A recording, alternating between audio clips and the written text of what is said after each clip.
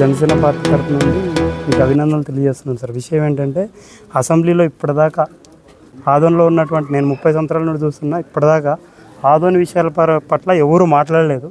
మీరు బాగా మాట్లాడినారు. మీకు కూడా జనసేన పార్టీ అన్ని విధాలుగా ప్రతి విషయంలో కూడా మీకు అండదండగా ఉంటుంది.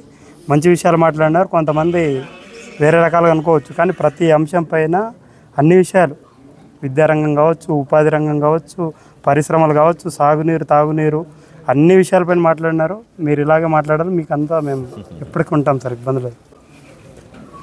అది అభినందనలు చెప్పడానికి వచ్చినాం సార్. మరోసారి కూడా గట్టిగా మాట్లాడండి, ఇబ్బంది లేదు సార్. మీరేమంటారు?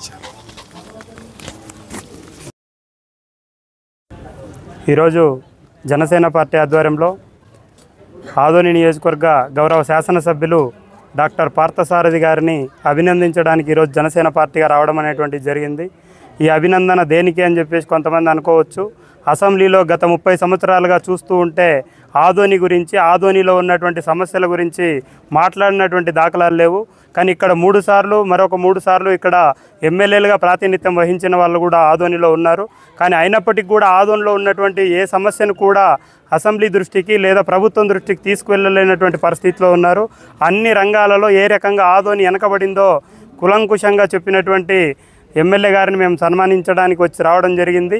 ఎందుకంటే తాగునీరు, సాగునీరు, విద్య, వైద్యం పట్ల కూడా అన్ని విషయాలను ప్రభుత్వం దృష్టికి తీసుకువెళ్ళడానికి ఆయన మంచి కృషి చేశారు. కాబట్టి ఆయన అభినందనలు తెలపడానికే ఈరోజు జనసేన పార్టీగా రావడం జరిగింది.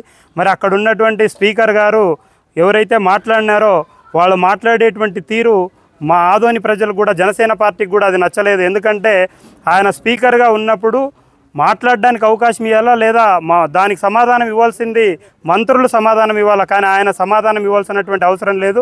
ఆయన కూడా బాధ్యతారహితంగా మాట్లాడినటువంటి పరిస్థితి ఉంది. ఆయన కూడా మరోసారి ఆదోనిని కించపరిచే విధంగా మాట్లాడకుండా ఉంటే మంచిది. ఆదోని అన్ని రకాలుగా వెనకబడినటువంటి విషయం అందరికీ తెలుసు. మరి ఆయన కూడా ఆదోని నియోజకవర్గానికి వచ్చి తెలుసుకుంటే బాగుంటుందని చెప్పేసి జనసేన పార్టీగా ఆయనకి విజ్ఞప్తి చేస్తూ ఉన్నాం.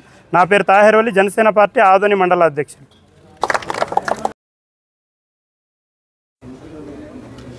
ఈరోజు జనసేన నాయకులు, కార్యకర్తలు, ముఖ్యమైన వాళ్ళందరూ వచ్చి ఈ రకంగా ఆలోచన చేయడం, నన్ను అభినందనకి వచ్చిన మీరందరికీ కూడా ప్రత్యేకంగా ధన్యవాదాలు తెలుపుకుంటా ఉన్నాను.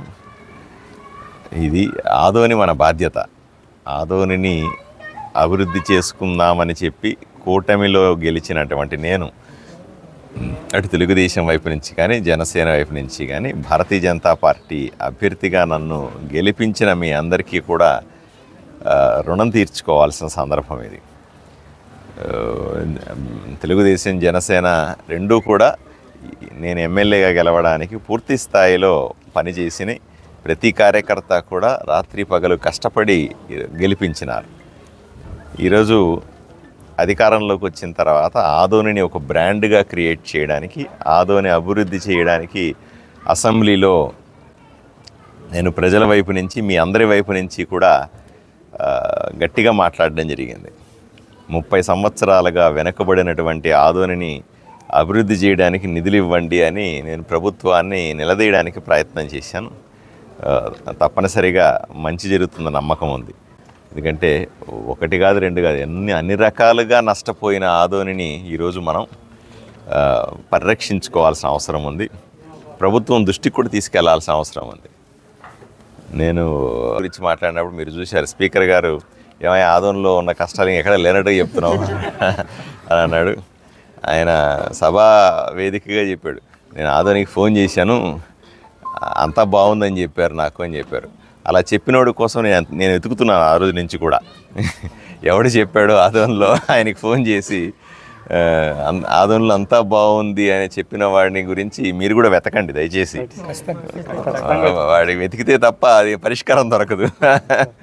ఎందుకంటే నేను ఒక పక్క ఆదోని నష్టపోయింది మొర్రో అని నేను బాధపడతా ఉంటే, ఆదోనిలో అంతా బాగుంది, అందరూ బాగున్నారు, అసలు సమస్యలే లేవు అన్నట్టుగా స్పీకర్కి చెప్పిన వాడిని ఎత్తికి పట్టుకొని మనం ఊరేగించాల్సిన అవసరం ఉంది. అతని సంగతి చూడాల్సి.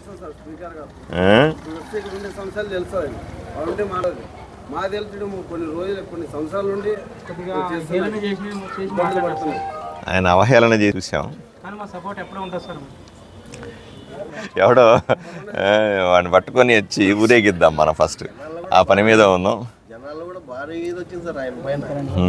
అవయాలను మా కష్టాలు ఈయన వచ్చిన సంవత్సరంలోనే ఇంటికి తెలుసుకున్నాడు. 30 ఏళ్ళు ఉన్నాయి, ఎవరు మాట్లాడకపోయినా ఈయన సార్ మాట్లాడినాడని ప్రజలు కూడా చాలా ఇది వచ్చింది.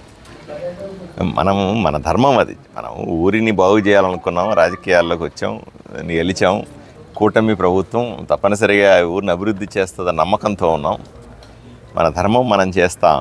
అడ్డుపడరాదు కదా ఎవరు కూడా కదా. చేసే పనికి అడ్డుపడితే ఎలా కదా. చేతనైతే నువ్వు కూడా వచ్చి కలిసి సాయం చేసి తలా చేసి నిలబెట్టాలి. అలా కాకుండా అడ్డుపడడం అనేది మంచి పద్ధతి కాదు. ఏది ఏమైనా అవన్నీ పట్టించుకోవాల్సిన అవసరం లేదు. రాజకీయాల్లో ఇవన్నీ సర్వసాధారణంగానే ఉంటాయి. మన పని మనం చేసుకుందాం, ఊరిని అభివృద్ధి చేసుకుందాం. మీకు అందరికీ కూడా ప్రత్యేకంగా ధన్యవాదాలు.